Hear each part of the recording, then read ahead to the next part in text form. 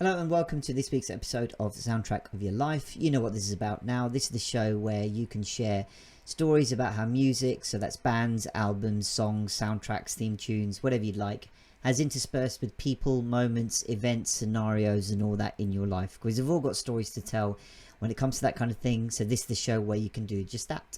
So my guest on this week's show is Tera-Sundri Kaur. And Tera-Sundri is someone who works with yoga, mindfulness, Vedic philosophies, in her role as a heart-centered relationship coach and Vedic counsellor. Now, when Tera-Sundri and I spoke about her being on the show, she mentioned that it'd be quite a unique insight into how music has played a part. And this hour's chat that you're going to enjoy now displays exactly that. We share some very heartfelt and life-changing stories that Tera-Sundri shares about just how music helped literally save her life. And have a lot of fun along the way trying to remember who Eric Clapton was and how the impact of songs like Bohemian Rhapsody has on the relationships in our lives.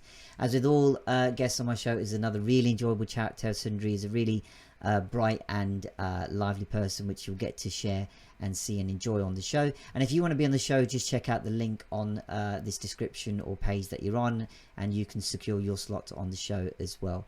You can also check out the links to Tera-Sundri's profiles and places where she's about on the internet to engage more with her. So without further ado, here's the show. Enjoy and feel supersonic.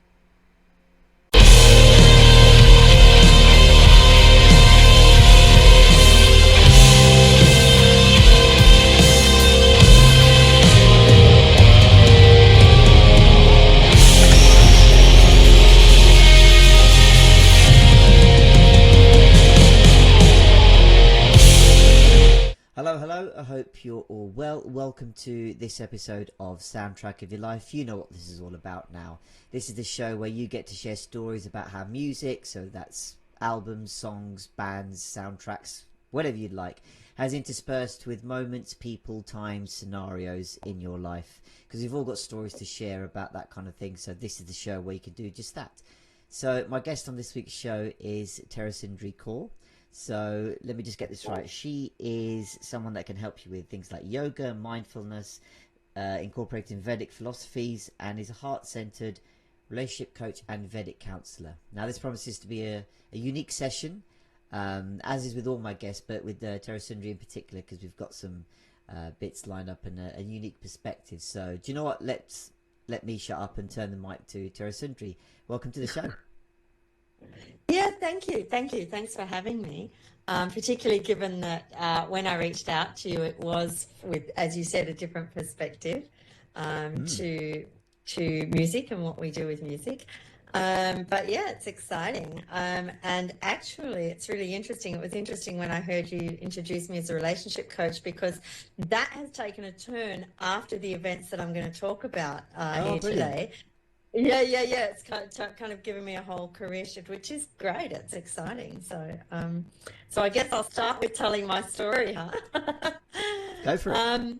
Music, obviously, music's a frequency. It's a vibration, and that's why it has such a potent effect upon us all.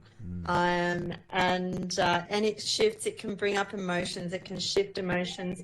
Music is just a emotion. Let me talk about emotion first. Emotions are just like they're actually the things, the enzymes and the hormones and everything that flow within us to make the emotion real. They're just a protein, right? They're a peptide, and therefore, if we don't process them, they get stuck. Yes. Yeah, and that's why music. The vibration, the frequency of music can shift these things within our tissues. And that's why music is so powerful emotionally, from an emotional perspective. But from a completely different perspective with frequency and vibration, is that there's a thing called and I invite everyone who's listening to look this up when they're done, or maybe we'll even include a link to it. That would be better. A thing called it's a chart or a scale of measurement called the Hawking's scale of frequency. And what they've done, they've measured emotion and thought And they've measured it using a scale of frequency, the same as which they measure sound. So a frequency using hertz as the scale to measure with. And they're able to do that because everything, including thought and including emotion, has a frequency, it has a vibration. And so they've been able to measure it. And they've put together a whole chart. And so it shows frequencies such as the low frequencies are things like guilt and fear and what have you. And some of them are almost, obviously when we don't vibrate, when we have no frequency, we're dead. And some of them are not too far from dead, right? And then you come up the scale to love and gratitude and joy. And love and joy, they're above 500 hertz. So ideally, optimally, we want to be vibrating in that frequency, that high frequency. And from a yogic perspective, that's what we try to do. Yeah, when we get ourselves into that frequency, that's where we're in a state of self-healing. That's when the body can heal itself. And there's people like Joe Dispenza talk about those things as well. But it's the capacity for the body to heal, because we have an innate capacity. The body knows what it needs to do, and it has an incredible capacity to heal, right? But we need to raise the frequency above 500, and so much of how we live in today's world lowers our frequency. The foods we eat are low from a yogic perspective. They're low in prana, so they're low in life force, which is our frequency, our vibration, our energy. So our thought processes, we live in such a state of fear and a state of lack. Our cortisol levels are really high from stress. Our adrenaline and cortisol are high, and that suppresses our frequency. There's so many different aspects to it, yeah. And but the whole point is we need to raise that frequency. And in that frequency, when we're in that high frequency, we can not only heal, this is where we have total control over every area of our life. We're in the flow, and this is where the yogis you hear of who can regulate their thyroid function and their body temperature and their heart rate. Yeah, it's all from that frequency. It's our natural state of being. It's what we're actually designed to do, is to live in that frequency. So with that knowledge, I could go on for hours about it, but with that knowledge, here's what happened to me. I was diagnosed with stomach cancer, and it was a very rapid onset cancer. And I'm trained as a naturopath. I have training as a naturopath, a nutritionist, Ayurvedic therapist, but I didn't use any of that, because to me, as I sat with my yogic knowledge as a Kundalini yoga instructor, it didn't sit right with me, because even what we do with natural medicine still attacks the body. And I was like, no, yeah. And I was like, we are designed to create life, right? So the ultimate creation, we're creative beings, and the ultimate creation is to create life. We're designed to create life, and our bodies are designed to heal themselves. So attacking it, to me, was low vibrational. It was going against what we're actually designed to do. And so I just realized my vibration is low. My body's not healing itself. I need to raise my frequency. Now, I will say, at this stage, by the time I had diagnosis, someone had moved in to nurse me. Everyone thought they were saying their goodbyes to me, yeah? I was down to 40 kilos. I was just skin and bone. I describe myself as being grey in colour, but some of my friends have said, no, you were transparent. You had already started leaving your body. I was not I hadn't kept food down for over a month. I couldn't keep even liquids down. So I was not in a good state, right? And I went to see someone who has she's a bodywork therapist, but she has a table called a monochord in Germany. Now, I live in the tropics in far north Queensland in Australia.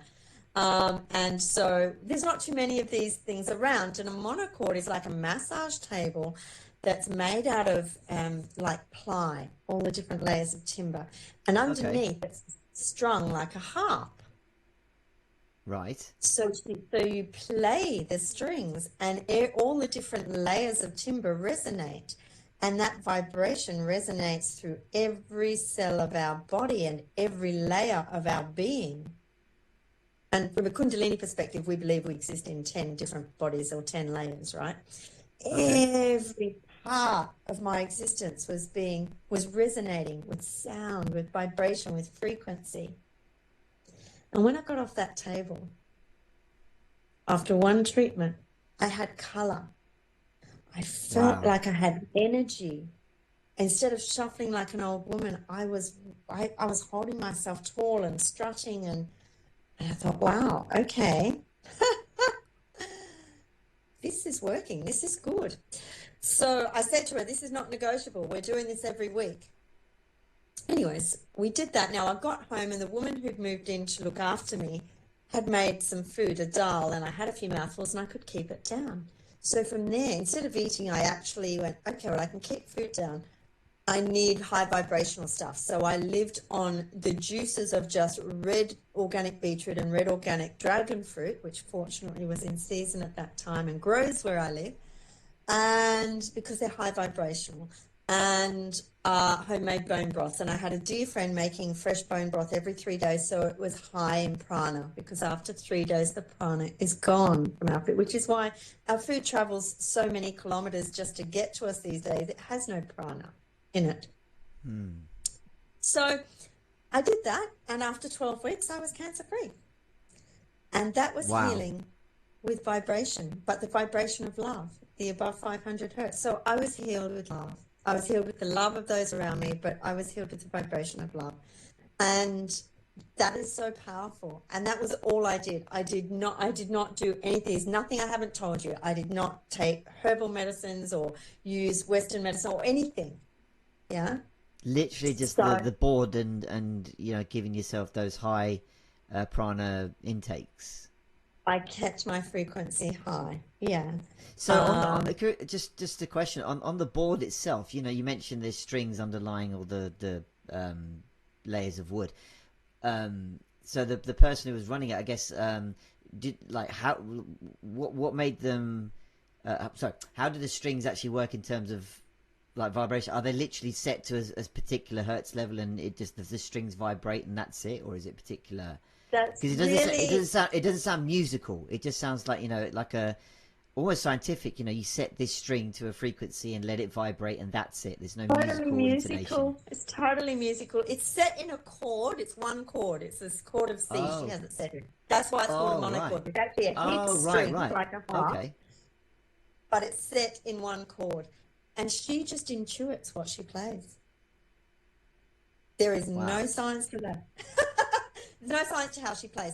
Interestingly, there is science now. So at Stanford University, they're using vibration to create heart tissue, to grow heart tissue, right? I mean, they're using so they're tuning into specifics. We don't need to, you know, that's the human mind needing to control things and analyze things. We don't need to do that. We just need to raise our vibration above 500. The body can then do it itself. We have we have the capacity. We're phenomenal beings, and music helps us to get there. Music helps us to stay there in that vibration and to get there. And that's why, you know, some musics can bring us down and some can lift us up, and it's all to do with not only the emotion stored in us, but vibrational frequency. So I'm a big fan of kirtan, which uses high vibrational and chant and mantra, high vibrational instruments such as the harmonium. And of course we all chant, and chanting the mantra, and we use that chant and vibration a lot in Kundalini yoga as well. But it's raising your vibration. You always feel on such a high afterwards, and that's because we have raised our vibration. And that's the power of music. It's phenomenal. So, you know, I worked for many years doing a lot of body work myself, a lot of massage and healing work, and I always have mantra playing in the background. And a lot of the people don't know why, and they don't know how it's impacting them, but it is raising their vibration. So what we listen to has the power to heal. That's really powerful. And actually, as you're talking about it, actually reminded me of, you know, you mentioned Hawkins. I've seen it referred to as the map of consciousness, where, you know, you've got your different levels mapped out at the frequencies in a kind of triangular pyramid-esque level. Yeah. And I believe courage is the middle level. It always says that, like, from here you either can, you know, move up or move down, but that's your middle where you'll start, not at the bottom. You might find yourself at the bottom in your current vibrational frequency state, but courage is that middle where you go, right, here's where you can access the higher levels if you've got essentially the courage, the want to go there. And so, a lot of it sometimes is subconscious. We don't actively stand there going, right, am I feeling courageous, this kind of thing. But to your point about raising frequency, this is not just about emotions work and stuff like that. This can be impactful in your life in general. So it can be things like life decisions, life actions, where you are. But on that phrase, I wanted your take on this. When people say raising your frequency, like you've given tangible examples of a board that actually does that, and of high prana food, so physical intakes and sensations. Like, what in your experience also helps that? If you saying someone you need to raise your frequencies, how do people actually do that? Yeah, it's interesting, isn't it? Because it's not a term I would actually tell someone ultimately is you need to raise your frequency, because that's meaningless to people. But yes, anything, everything we do raises or lowers frequency, right? So let's go back to what you said about courage, because what sits next to courage on the same frequency? Forgiveness. Yeah. If we can't forgive, not just others, but ourselves, if we can't fully forgive, we can never reach the higher states of frequency. So the way we choose to be, the way we think, the way we feel, the things we consume, the things we do, the energies we allow around us, that includes people with their energies and the situations we put ourselves in. Yeah. If we work in an office that's 50 stories up, so there's no grounding whatsoever, and you've got false lighting and false air and what have you, then that's lowering your frequency, and you're going to have to go out in the sun and get a lot of that prana and connect with the earth. And we call it grounding, but it's prana. It's a different prana, and it's life force. So things that lower our life force, consuming packaged foods or just food that's not locally grown and fresh and in season, because it's low in prana, can what else? I had another thought and it's gone from me. Naturopathically, we often give a lot of nutritional supplements, and nutritional supplements are great from a physiological perspective, but they're very low in prana, they're very low in vibration. Same with all Western medicines and pharmaceutical drugs and things. It's really considering the life force of things, the amount of life force within us, within our thoughts, within our actions, within the foods we consume.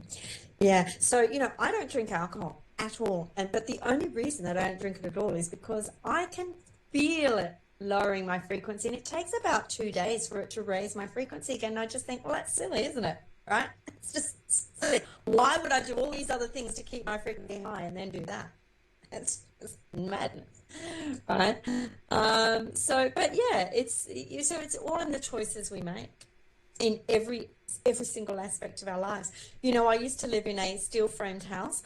Oh, my Lord, my nervous system was so fragmented, and I never realized why until I moved out of the house. Then I connected, I got it, and there is so much electricity flowing through this space, and it's fragmenting my nervous system, and it impacted my health.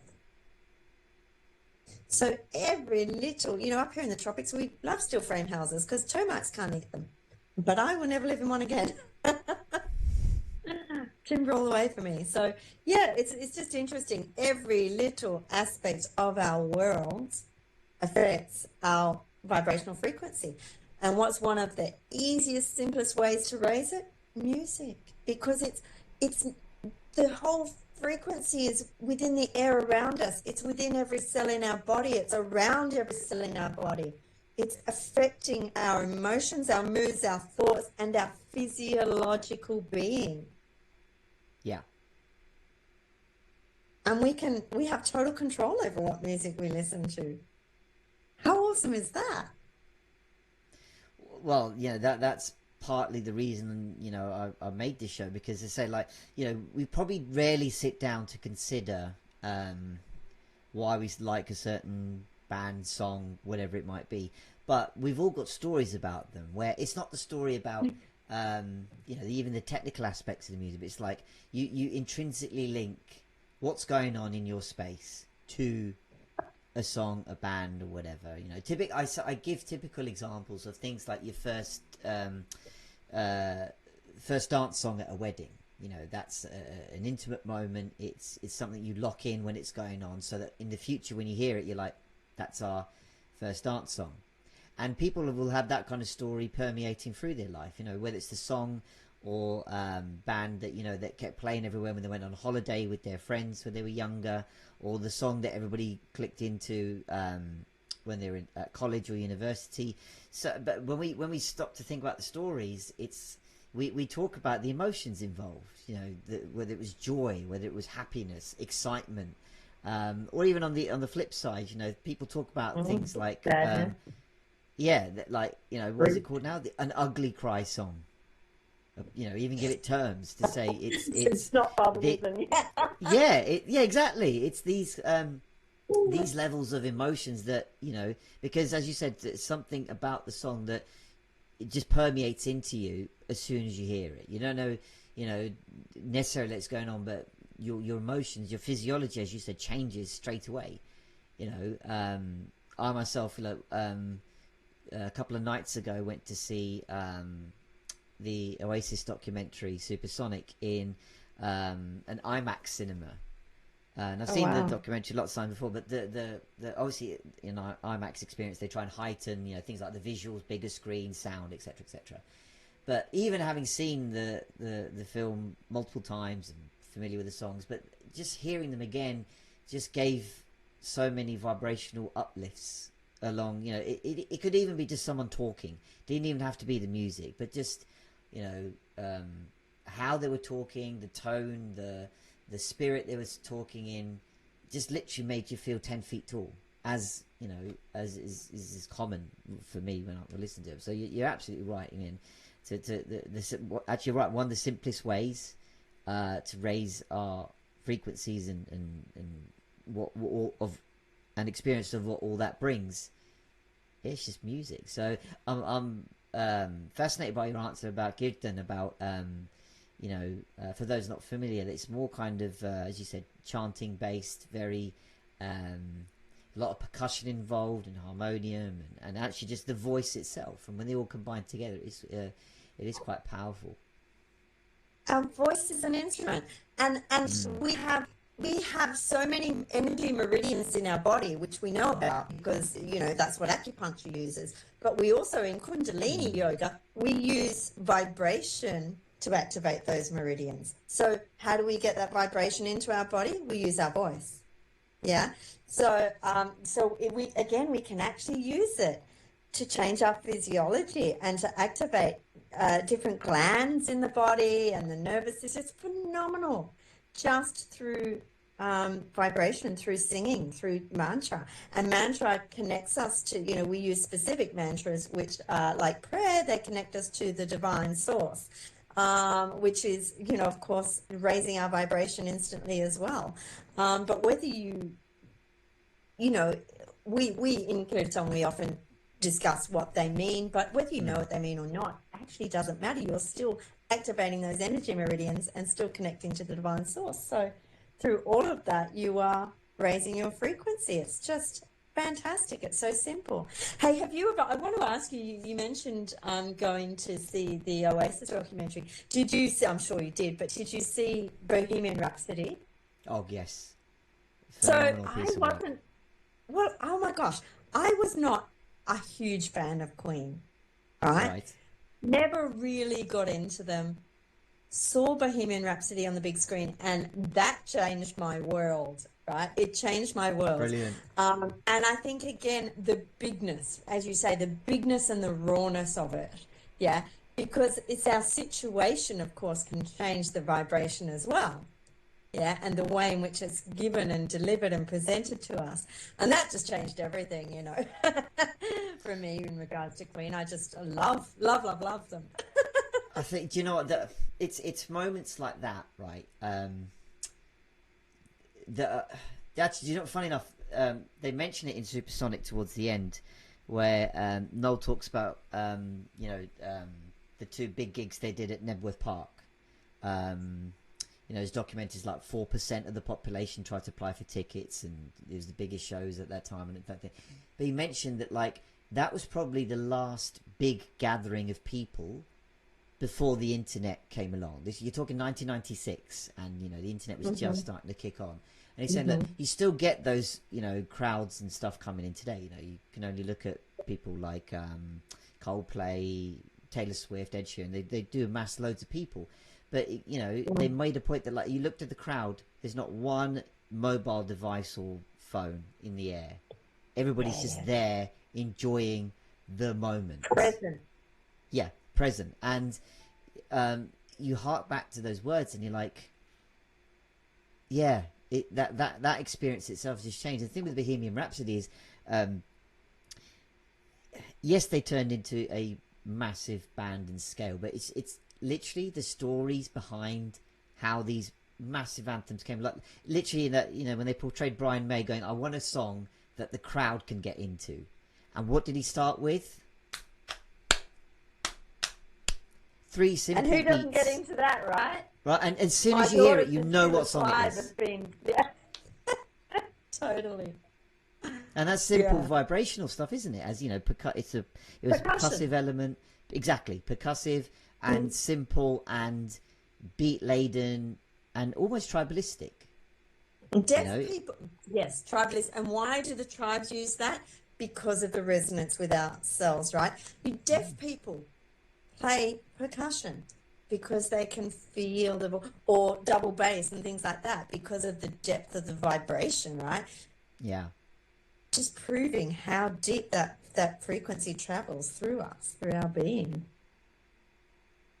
It's something that we should share more, I think, because I think I think the way we consume music has changed through the advent of technology and the access even now. Like it's it used to be a kind of real personal experience. So like if you liked a certain song, wherever you heard it from, you had to go find where is it being sold in a tape or a CD, get enough money to go and get it. Yeah, exactly. I have the appropriate player. No, honestly, it's true. We're not talking that long ago. Even in the late 90s or wherever, you still had to go find a CD player or tape player, and that was your means of getting the music. Nowadays, literally within seconds, everybody's on these things. They'll just go along and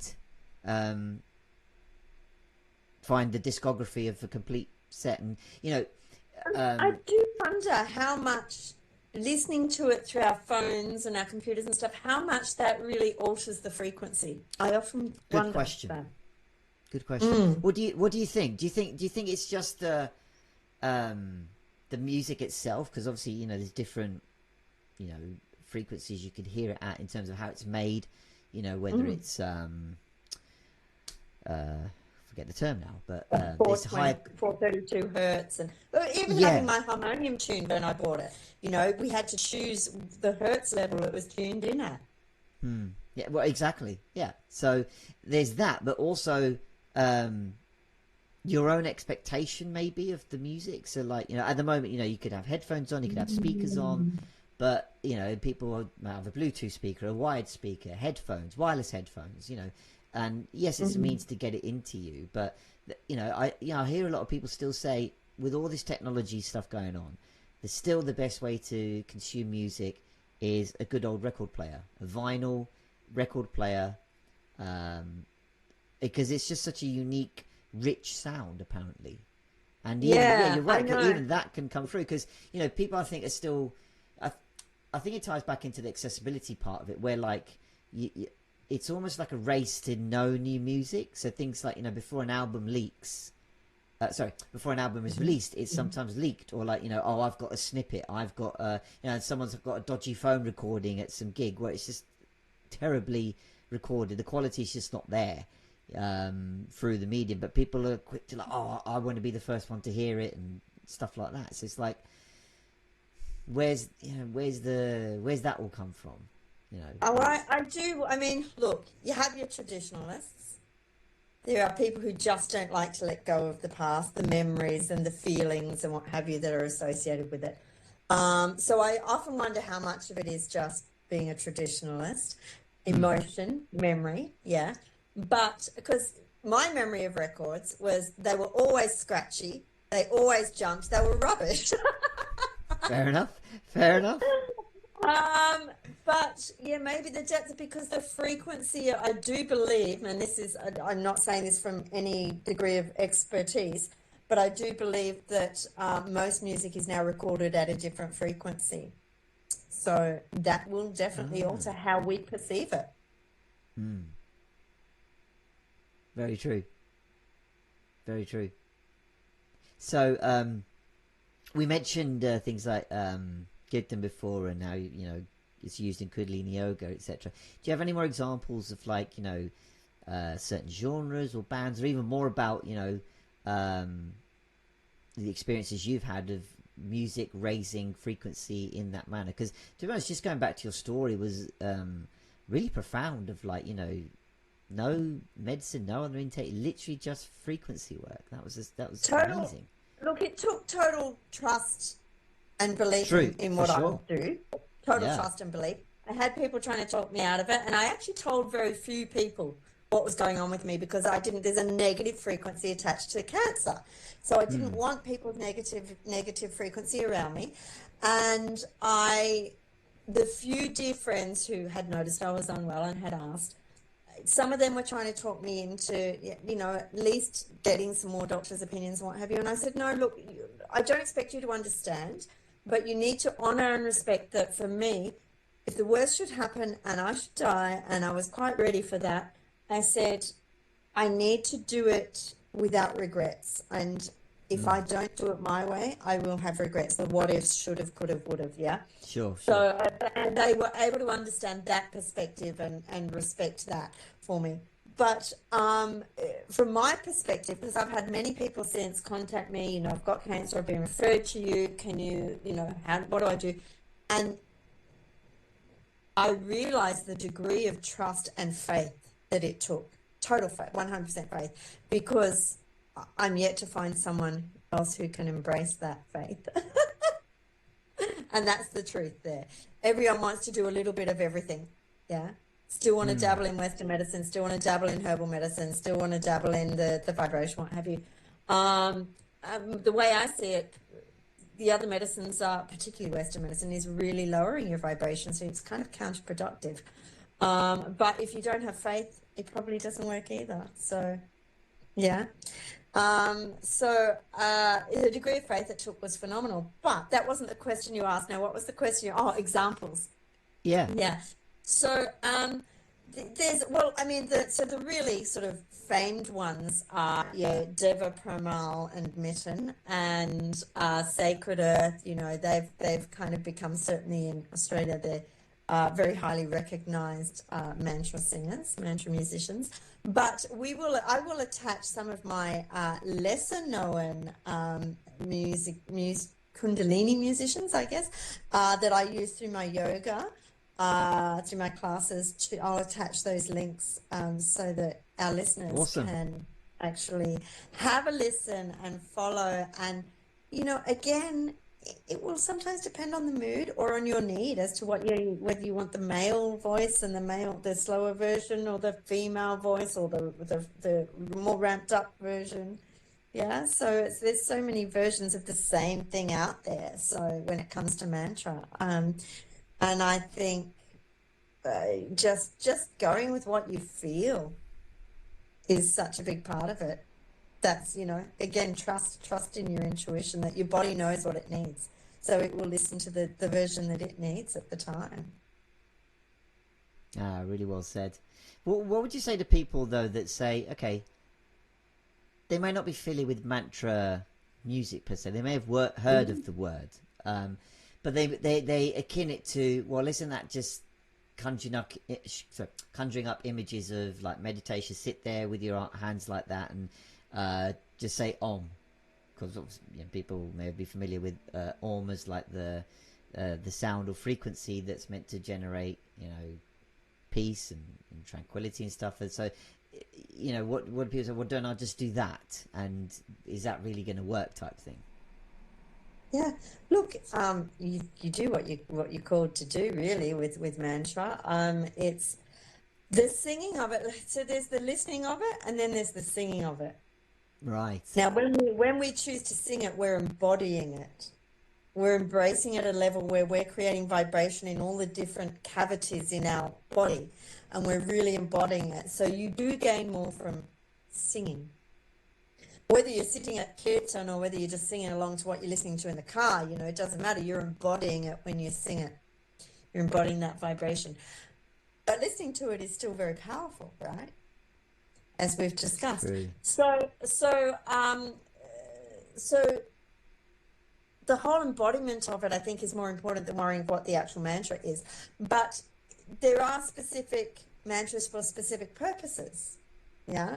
And Yes. But Om is only one tiny little piece of a mantra. Yeah, it's not a whole mantra. Mantra's just a song. Yeah, if you just think of it as a song, it's just a song. Om's just one little word within the whole song. Well, so if you're feeling that Om is powerful, imagine what the whole song is like. In regards to potency and its impact on us. It's much more beautiful to sing an entire song than to repeat the one word. Yeah. So, but it's not, and that's what I'm saying, you don't have to be in yet. You don't have to go into meditation to do this. Kirtan is so fun because we all gather together in crowds and play instruments and dance and sing and, really raise the vibration of the whole room. But you can just listen to it in your car or listen to it in your home or listen to it, when you go to sleep or sing along to it as like say I used to do it to massage all the time. And yeah, so I'd be spending hours a day just listening to it. It's beautiful. Really raising that vibration. Yeah, and I guess that points to the idea that, again, people may be seeing or experience these examples where, frequencies in music or certain music is used as a calming effect, whether it's, as you said, in spas and that they try and have calming music and stuff like that, or so in the background, not something obvious, to help with the whole generating a tranquil atmosphere so that you can relax and this kind of thing. But I guess that that's just an example.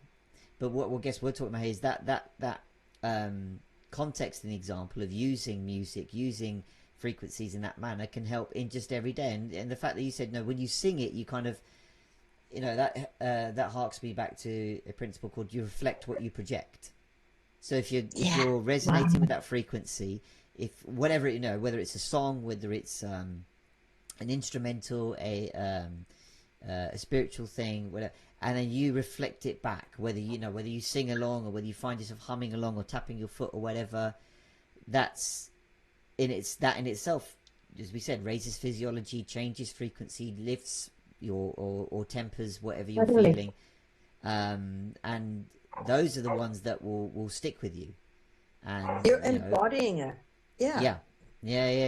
And you find yourself, that's I think where we generate things like playlists and mixtapes and I'll put that song for this purpose or whatever. So bring down and slow down, then lift up and excite. And we do the same thing in kirtan, by the way. You actually have a design playlist and even throughout each song to calm and build it up and bring people in, and then to really lift the energy and lift the pace, and then slow it down again and quieten it down so that there's space between the sounds. And it's the same at an event, when you're doing music for an event. Or you mentioned a spa, like a spa.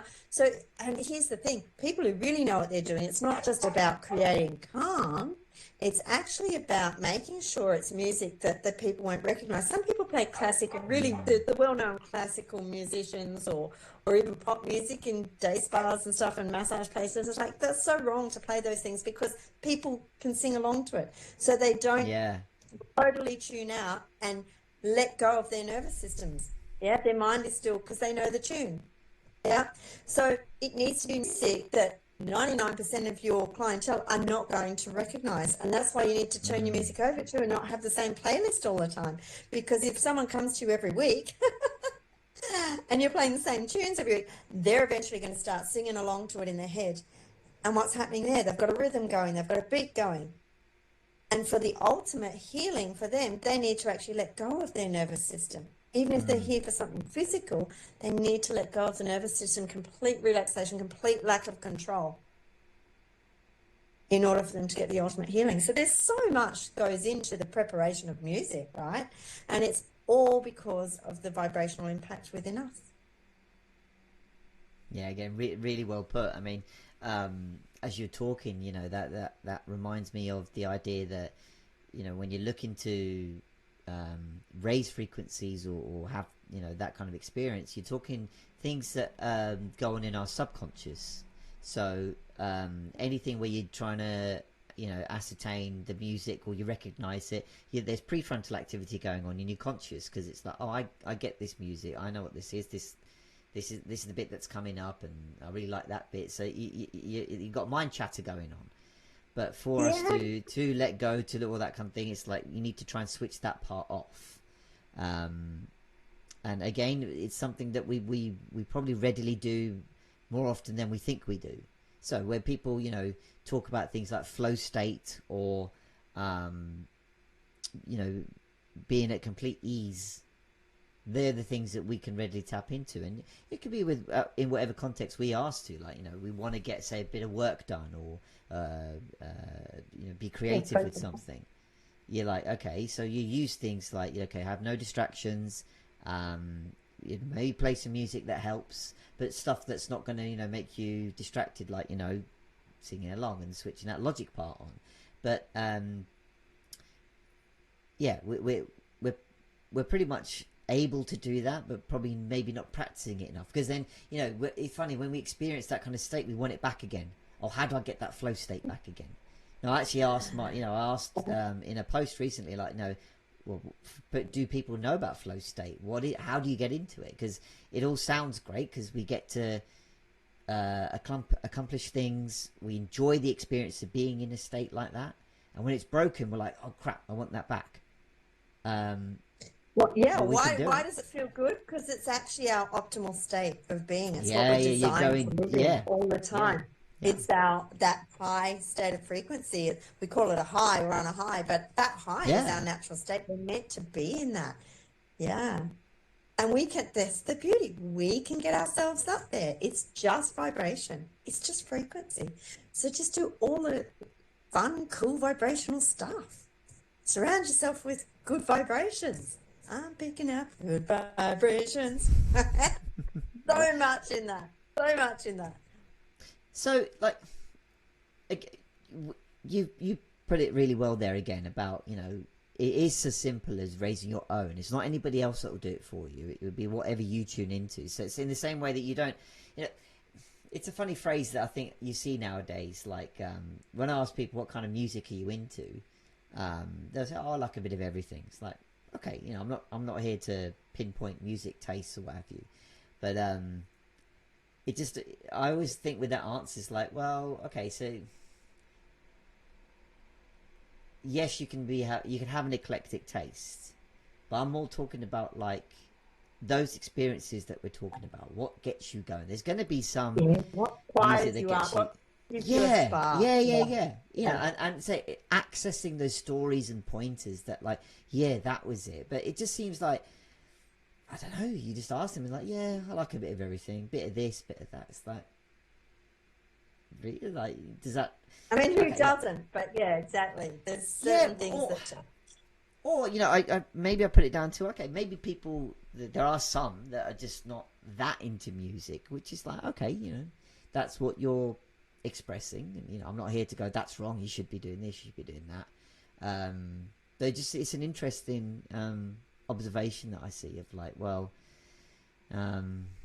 there's a chance here, to because when you explore even those stories and those things, like, okay, what actually gets me going? Who, which genre, which band, which song, do I link?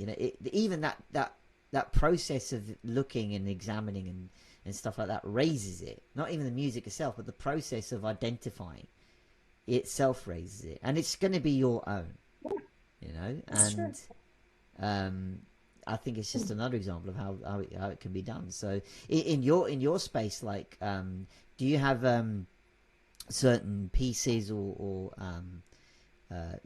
songs, genres, whatever you want to say, that link to certain levels of the map of consciousness for you, or certain emotions for you? Yeah, definitely. Like there's sometimes when you want to feel melancholy, or and so I have certain tunes that take me there, and then other times when I want to be suddenly energized and pumped before going out to an event, or my go-to, my daily mantra, like the mantras that I'll include in the links, they are generally my background music. They're always going to keep the vibration high. But then you've got your more modern music, which is just the stuff I resort to definitely to get me in certain moods, So yeah, for sure. Well, can you give us like the last example of when you resonated with a song? It doesn't have to be a new song, but the last time, like, oh wow, that links to this emotional, had that profound frequency shift. Okay, so we mentioned Queen before. Yeah, and so that's when I need to connect with my daughter, my daughter's 10, right? And for the past 6 years, that has been now, if she's sort of doing other stuff and focused elsewhere, and I'm focused and I want to connect with her, I put that on. And as soon as she hears the beat, she looks up at me, her eyes sparkle, and we both start dancing to it. Yeah, she jumps up on the couch and she stomps her feet, and it's just like, yeah, so cute, it's so cool. And we connect at a heart level. Yeah, our eyes are connected, our hearts are connected. It links us. So I actually use that with an intent to connect us. Yeah. So that's a good one. Then there's oh gosh, I can't think of its name. That's no good on this podcast, is it? That's all good. It'll come to you. Well, whilst you're thinking of that, I think that is actually a great example of, how we use what we connect with to try and connect to others. And no, we don't do it with everything that we resonate with all the time, but I think there's something to be said about when other people get what we get, it just feels amplified. Suddenly it just feels like, okay, you're not on your own on this. Yeah, but what I mean is like, that's true. As you said with Gidden, that you all get into it and stuff like that, and it suddenly gives you that message. That's why going to a concert, I mean, nothing beats music live, even if it's in the daggiest corner part, like this shitty venue. Yeah. Still, nothing beats live music because it's amplified, because everyone in the room is getting the same experience. It's amplified. Yes. Nothing beats that. Yeah. Oh, absolutely. I've been fortunate to go to a few gigs recently, and that's exactly the thing you tune into. Just again, subconsciously, you're not there to go, right, I want to tune in now. It's like it would just happen. Like, I went to see Liam Gallagher at the O2 last month, and before he'd even come on stage, so you got the support acts, and then when they go off, they set the stage up for the headliner, and in between they play a playlist in the background, right? And just the song after song that you heard, like, oh, that's a really cool song. A couple of songs that, oh, I've never heard that, I want to check that out when I get home. But there are certain songs that, when, like Bohemian Rhapsody, that you just have to start with a riff or something, and then people will be like, "Hey!" and then that's it. Everyone knows it. Everyone's tuned in, and then they all come together. But honestly, they do. And so Liam plays "I Am the Resurrection" by the Stone Roses before he comes out. and it just started with its drum like snare hit, and then people knew it, and people just sang along to the beat, sang along to the riff, and just sang, and it felt like a choir, like en masse, without any prompting. Everyone hummed the words, sang the words, and when the chorus came, it's just like, I recorded it on my phone, but it was just belted out. How amazing!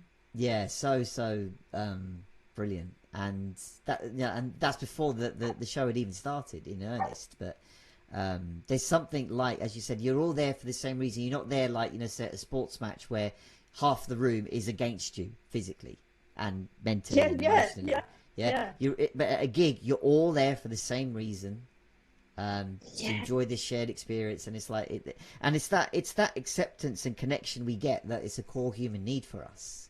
We're not looking to validate ourselves through it, but it's such a validating experience. And when we find that, we're like, wow, I want to experience more of this. Yeah, without a doubt. And it's really funny because I have different, and we all do, different musicians who hold different memories of different eras of my life, and different countries that I've lived in, and so that in itself is really fascinating. I can go, I want to feel like I felt when I lived in that country, so I'll play a certain song from a Go on, specific can you give us a little can you give us a little world tour? Can you go around and go world tour? Okay, so there's an Australian band. Oh gosh, now see, I'm forgetting all these band names. Isn't that terrible? Oh my gosh, it's dreadful. Okay, let's start with London. So the girls I lived in London were mad Beatles fans. So Beatles reminds me of London. It doesn't actually matter what song it is. Right. If it's Beatles, it's London, right? And then this, the Whitlams, the Australian band, the Whitlams, they actually, I saw them 5 times in Canada. So they remind me of Canada. Yeah, they remind me of Canada. And then, of course, we've got Kirtan reminding me of both India and the Maldives.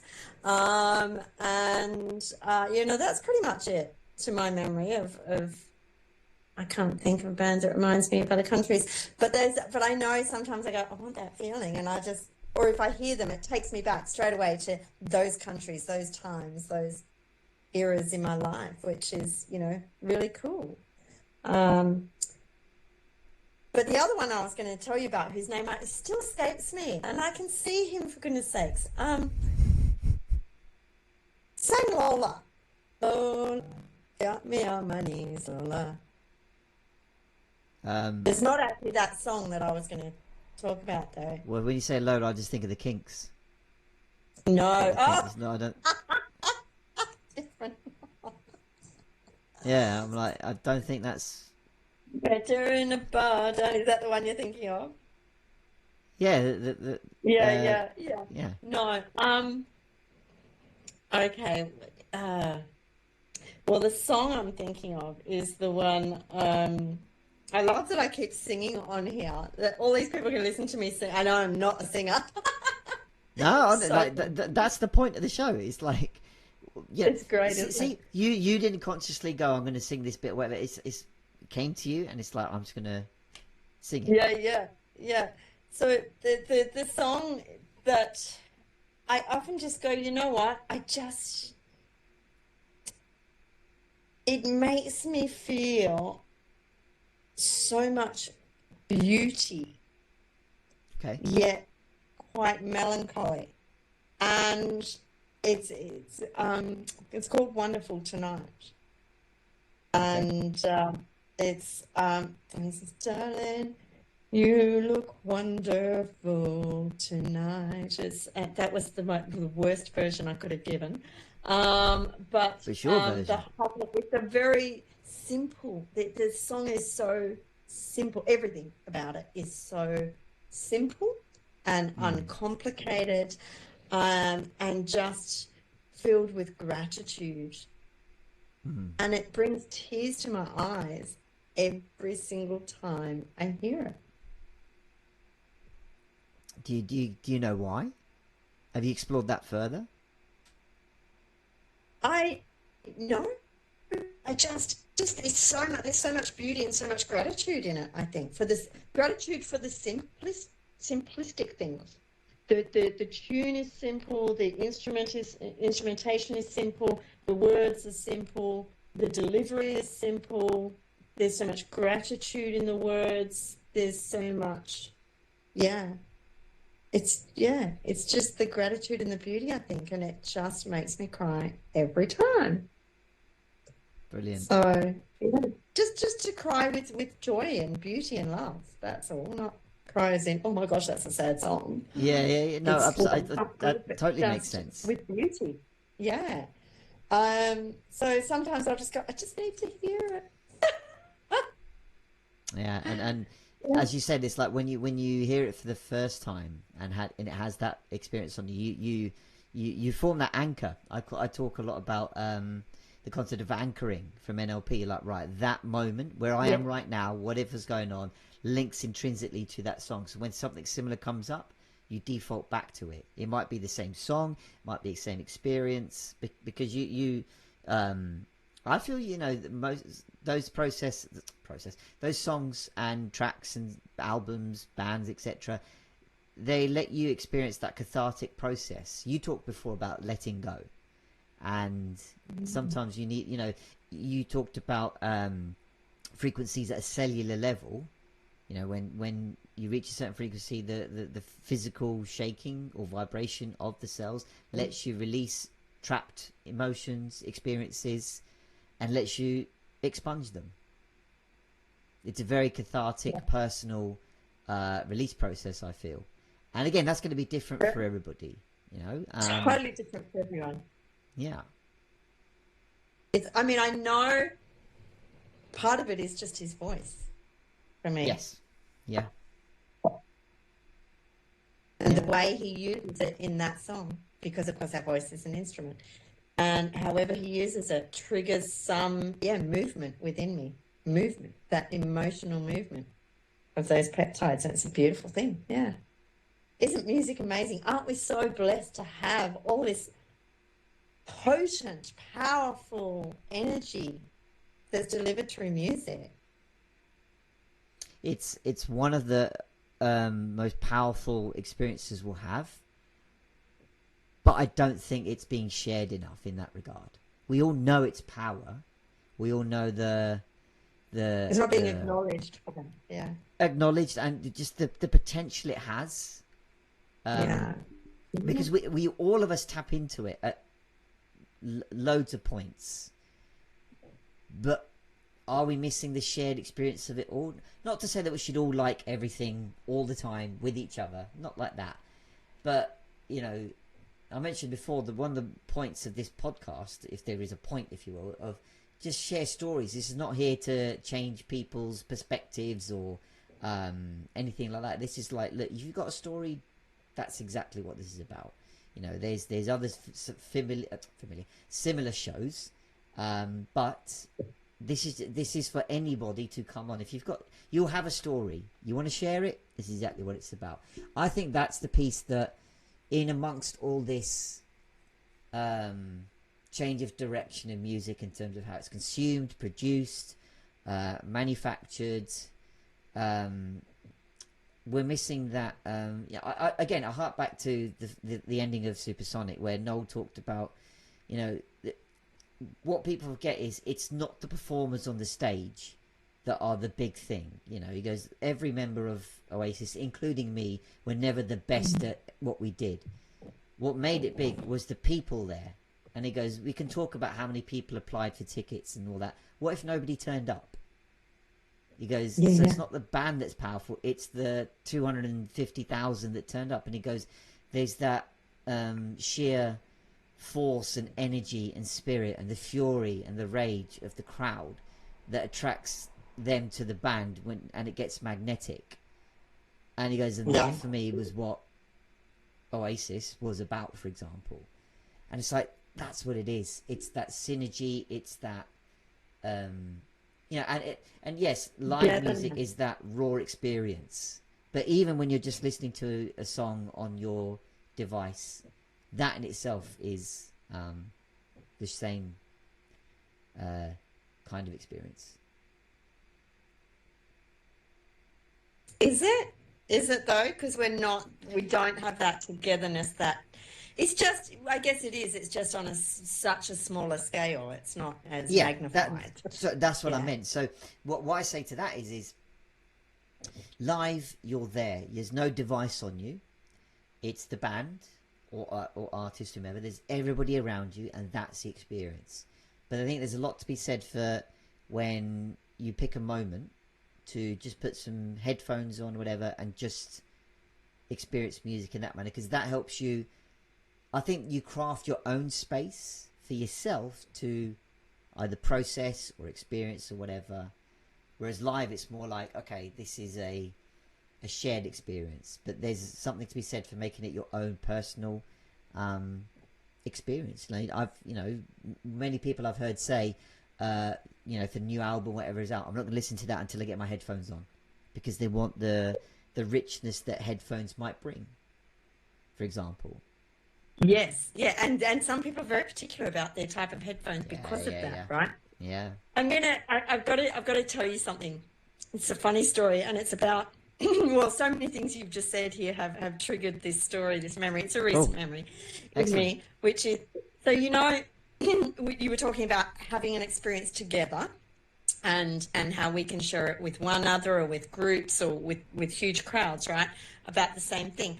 And I remembered years ago there was a movie made with Tom Cruise and Nicole Kidman when they were partners still, and there was a love scene, and they asked them, who do you like to make love to? And they were like, Chris Isaak. So they got Chris Isaak to write the music for this love scene, right? All right. And so recently I had a lover in my life, and I was like, oh, Chris Isaac's meant to, he wrote for love scenes and blah, blah, blah. And I do like Chris Isaak. Let's give it a go. So I I'm getting very vulnerable here, put on Chris Isaak in the background.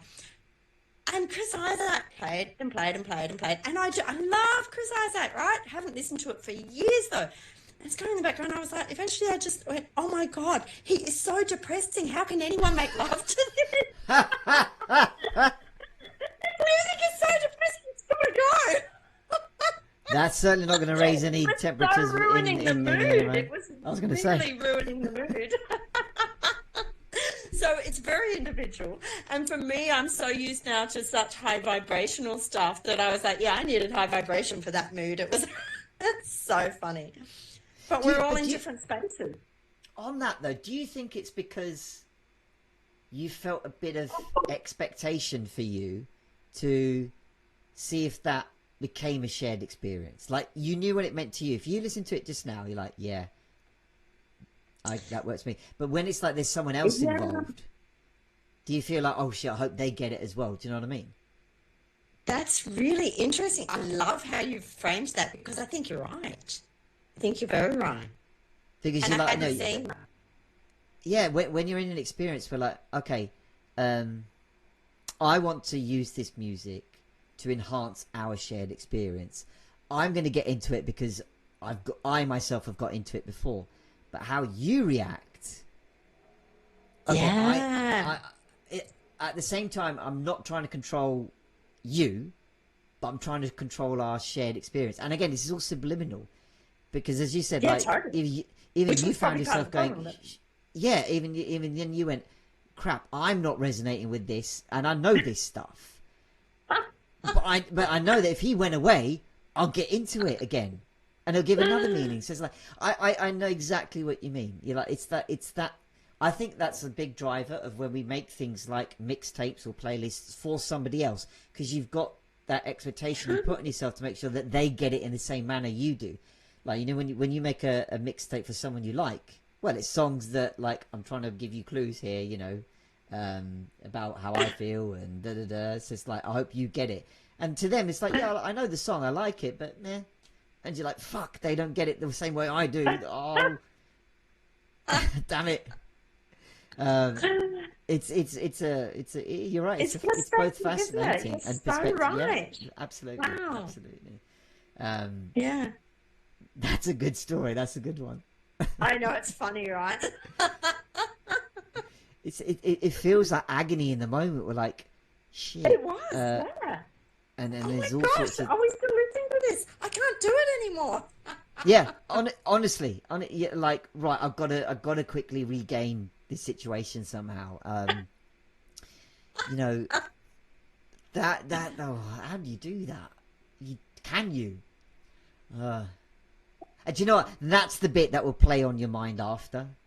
Like fuck. It was that moment. It was that song, and it's like, you know, it might even change that perspective on your song because now you got a new story related to that song or bit. Yeah, yeah. So it's like, you know, oh yeah, that was the one where like didn't quite have the impact that I thought it might. But Because you're right. everything's just our perspective and our stories, right? It So really you're is. right. And I Yeah. think you know, in the you know, formative space or years that we have, we try and well, certainly for me, it was the trying to find out who else gets this. I'm getting it, and I'm getting it on so many levels.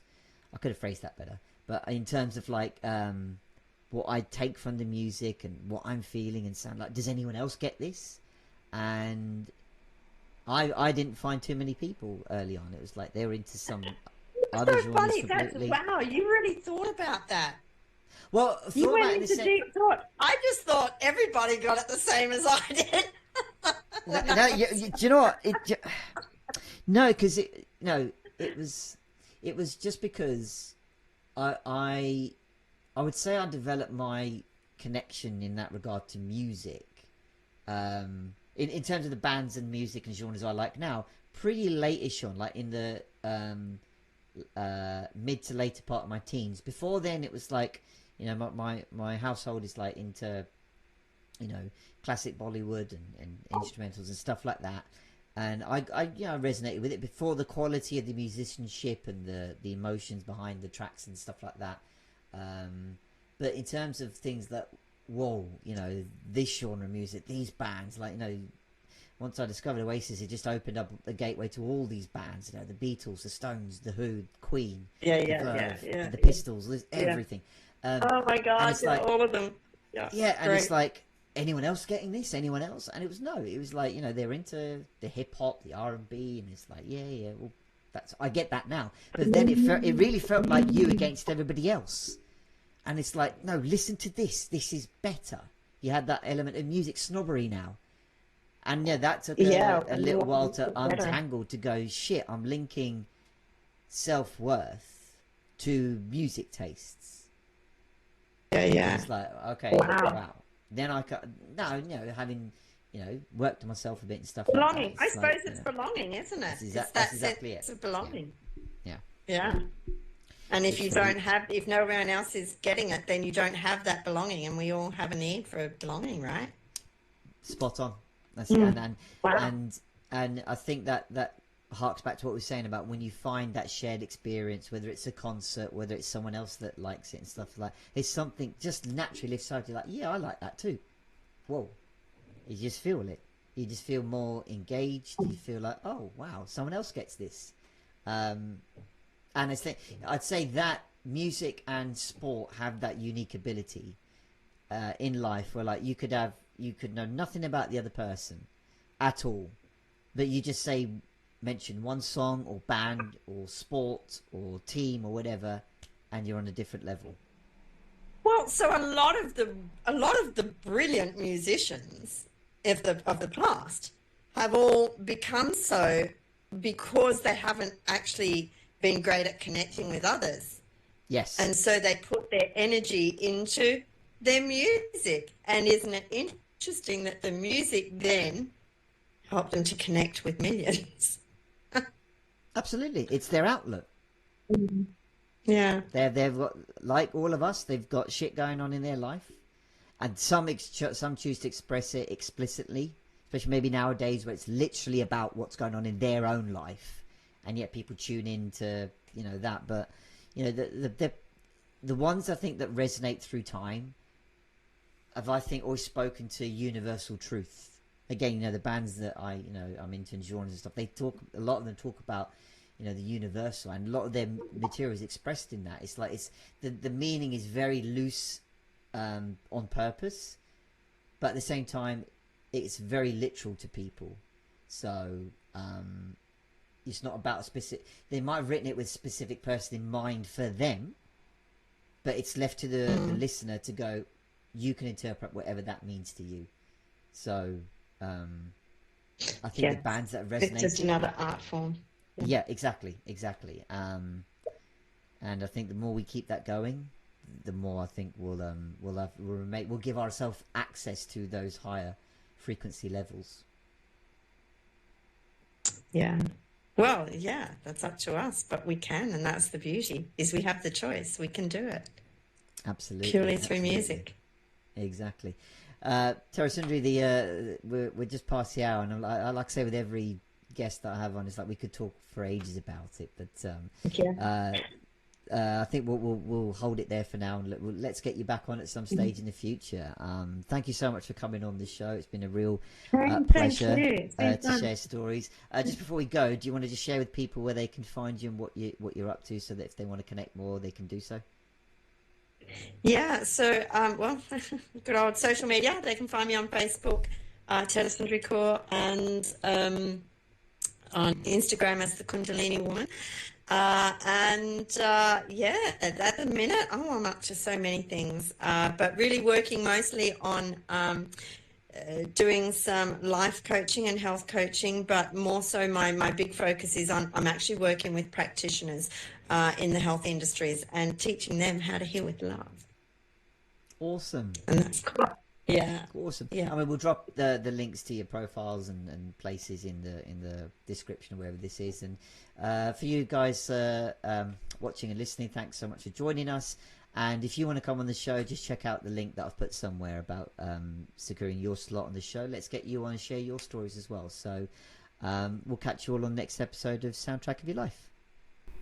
Thank you so much for checking out this episode of Soundtrack of Your Life. I hope you enjoyed it. Please do like and share this episode around. Subscribe to the channel for further shows coming up. Comment with your thoughts below and use the sign up link to get yourself on the show as well. I'd love to have you on. Feel supersonic.